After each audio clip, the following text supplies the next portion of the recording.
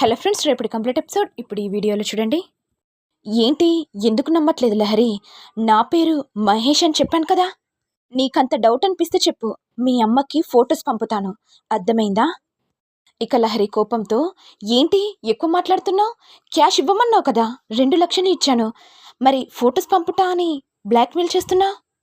నువ్వే కదా నన్ను నమ్మట్లేదు, అందుకే ఆ ఫొటోస్ని మీ అమ్మకు పంపుతా అంటున్నా. ఏయ్, కాస్త తగ్గించుకో, అర్థమైందా? అయినా నీకు ప్రకాష్ ఎలా తెలుసు? ప్రకాష్ నా ఫొటోస్ ఎందుకు తీసావు? అంటే ప్రకాష్కి నీకు ఏమైనా లింక్ ఉందా? ఫ్రెండ్సా మీరిద్దరు? ఇది విని మహేష్ ఒక్కసారిగా షాక్ అవుతాడు. ఇదేంటి, ఈ అమ్మాయికి ఎలా తెలిసిపోయింది మేమిద్దరం ఫ్రెండ్స్ అని? తను కావాలని అంటుందా, లేకపోతే నిజాన్ని నేను బయట పెడతానని అలా అంటుందా? ఏంటి లహరి, ఏం మాట్లాడుతున్నావు? అయినా ప్రకాష్ ఎవరు? నాకు ప్రకాషే తెలీదు. నేనేంటో చెప్పమంటావా? నాకు లవ్ బర్డ్స్ కనపడితే చాలు, వాళ్ళ ఫొటోస్ తీసి నేను బ్లాక్మెయిల్ చేస్తాను. ఇక నిన్ను నేను బ్లాక్మెయిల్ చేసినట్టు పాపం ఆ ప్రకాష్ని కూడా బ్లాక్మెయిల్ చేస్తున్నాను. ఇక నువ్వు నా కోసం ఎలా డబ్బులు తీసుకొచ్చావో పాపం ప్రకాష్ కూడా అలాగే తీసుకొస్తున్నాడు. వెయిట్ లహరి, ఒక్క 2 మినిట్స్లో వచ్చేస్తున్నాడు. ఇటు ప్రకాష్ రావడంతో లహరి చూసి, ప్రకాష్ చూసావా, మనల్ని ఇతడు బ్లాక్మెయిల్ చేస్తున్నాడు. నీతో ఉన్న ఫొటోస్ ఈ మహేష్ దగ్గర ఉన్నాయి. నాకెందుకో చాలా భయంగా ఉంది ప్రకాష్. నాకు కూడా అదే ఫీలింగ్ లహరి. అసలు ఎలా తీశారో నాకు కూడా తెలియదు. ఎవరికైనా సెండ్ చేస్తాడేమోనని భయంతో 2 lakhs తీసుకురమ్మంటే నేను కూడా తీసుకొస్తున్నాను లహరి. ఇక వెంటనే మహేష్ మాట్లాడుతూ, లహరి, ఇప్పుడు నీ డౌట్ క్లారిఫై అయిందా? ఒరేయ్, ఏదో ఒక రోజు నీ పాపం పండుతుంది. త్వరలోనే పోలీసులు మిమ్మల్ని తీసుకెళ్తారు. అవునా లహరి, అది చూద్దాంలే అనుకుంటూ ఇక మహేష్ వెళ్ళగానే ఇక లహరి ఏమో ఏడుస్తూ ప్రకాష్ ఒళ్ళో పడిపోతుంది. ప్రకాష్, నాకెందుకో భయంగా ఉంది. ఈ విషయం మా అమ్మకు తెలిస్తే ఇక నన్ను వదిలిపెట్టదు. లహరి, నువ్వెందుకు టెన్షన్ పడుతున్నావు? నేనున్నాను కదా. ఒకవేళ మీ అమ్మకు తెలిస్తే డైరెక్ట్ మా ఇంటికి వచ్చేసాయి. మనమిద్దరం పెళ్లి చేసుకొని హ్యాపీగా సుఖంగా పిల్లలతో ఉందాం.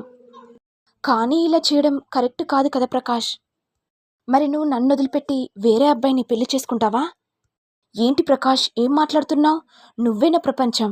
మరి నువ్వేనా ప్రపంచం అనుకున్నప్పుడు వేరే అతన్ని ఎలా పెళ్లి చేసుకుంటాను అని లహరి ప్రకాష్తో చెప్పగానే ఇక ప్రకాష్ తనలో తాను నవ్వుకుంటాడు. ఇదిలా ఉండగా సమీరా మాట్లాడుతూ, దర్శన్, నాకు చాలా బాగా ఆకలిస్తుంది.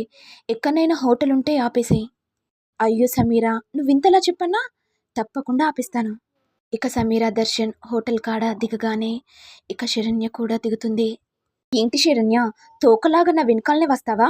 అక్కడ వెళ్ళి కూర్చో. ఇక సమీరా ఏమో, నీతో కలిసి ఉండడం చాలా హ్యాపీగా అనిపిస్తుంది దర్శన్. నాకు కూడా సమీరా. అసలు శరణ్యతో రావడం ఇష్టం లేదు. ఆ శరణ్య వల్లనే కదా మనిద్దరం కలుసుకుంటున్నాం. అవును దర్శన్, నువ్వు చెప్పేది నిజమే. పాపం శరణ్య చాలా అమాయకురాలుగా అనిపిస్తుంది. ఏంటి సమీరా, ఏం మాట్లాడుతున్నావు? తను అమాయకురాలా? వామ్మో, పెద్ద మహానటి. అయినా తన గురించి నీకు తెలియదులే. అనుభవిస్తున్నది నేను కదా. ఆ శరణ్య గురించి నాకు బాగా తెలుసు. ఇటు శరణ్యేమో దర్శన్ వైపు చూస్తూ బాధపడుతూ ఉంటుంది. ఇంతలో వెయిటర్ వచ్చి, ఏమైనా మీరు తీసుకుంటారండి అంటే, ఆయన మీకు ఏం చెప్పలేదా? చెప్పలేదండి. ఇంతలో దర్శన్కి వాళ్ళ అమ్మ ఫోన్ చేయగానే ఇక సమీరా టెన్షన్ పడిపోతుంది. ఏంటి సమీరా, ఎందుకు టెన్షన్ పడిపోతున్నావు? మా అమ్మ ఫోన్ చేసింది, నేను మేనేజ్ చేస్తాను, నువ్వు టెన్షన్ పడకు. ఆ అమ్మ ఫోన్ చేశావు? ఎక్కడికి వెళ్ళారు నాన్న? ఆల్మోస్ట్ మధ్యలో ఉన్నామమ్మా. శరణ్య ఎదురా కనిపించట్లేదు. ఇదిగో మాట్లాడు శరణ్య, మా అమ్మ ఫోన్ చేసింది. ఈ విషయం ఏమీ చెప్పకు, అర్థమైందా? శరణ్య, మా అమ్మ ఫోన్ చేసింది, ఇదిగో మాట్లాడు. ఇంతలో ఆనందభైరవి మాట్లాడుతూ, ఏమైందమ్మా శరణ్య, ఫేస్లో డల్గా కనపడుతుంది. ఆనందంగా ఎందుకు లేవమ్మా? ఇక దర్శన్ సైగ చేయడంతో, అంటే అది అత్తయ్య, ఏం లేదు అత్తయ్య, జర్నీ చేశాను కదా, అందుకే కొద్దిగా డల్గా ఉన్నాను అత్తయ్య. సరే అమ్మా, నీకేదైనా ప్రాబ్లం అనిపిస్తే నాకు ఫోన్ చేయి, అంతా నేను చూసుకుంటానమ్మా.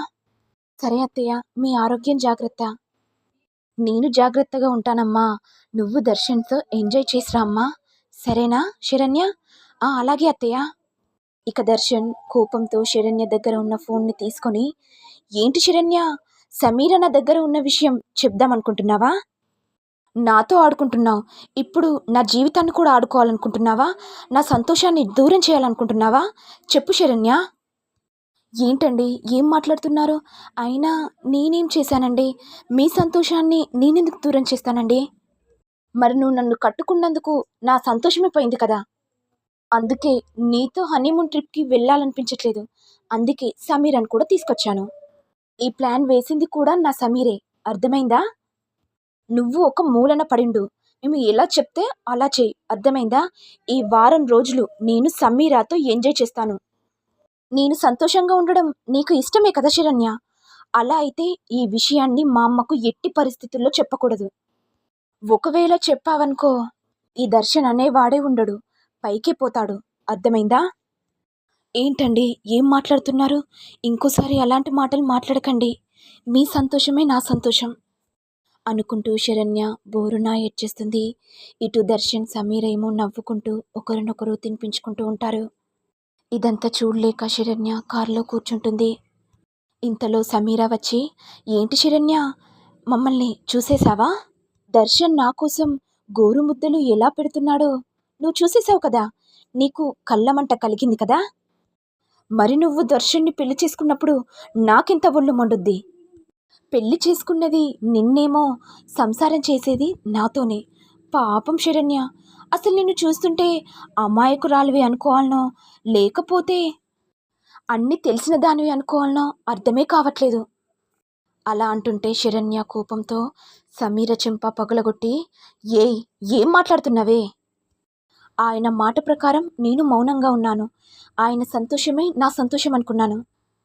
అలాంటిది నువ్వు ఆయనతో రెచ్చిపోతే నేనిక్కడ ఎందుకు ఊరుకుంటాను? అసలు మీతో ఉండడానికి కారణం ఏంటో తెలుసా? మీ ఇద్దరిని విడదీయడానికి. ఈ వారం రోజుల్లో ఆయన నిన్ను చెంప మీద కొడతాడు. It's my challenge. అర్థమైందా సమీరా? ఓహో శరణ్య, నాకే ఛాలెంజ్ చేస్తున్నావా? ఓకే, అది చూద్దాంలే. అసలు ఎవరు ఎవరిని బయటికి గెంటేస్తారో ఈ వారం రోజుల్లో తేలిపోతుంది శరణ్య అనుకుంటూ సమీర నవ్వుతుంది. మరి నెక్స్ట్ ఎపిసోడ్లో ఏం జరుగుతుందో చూడాలి.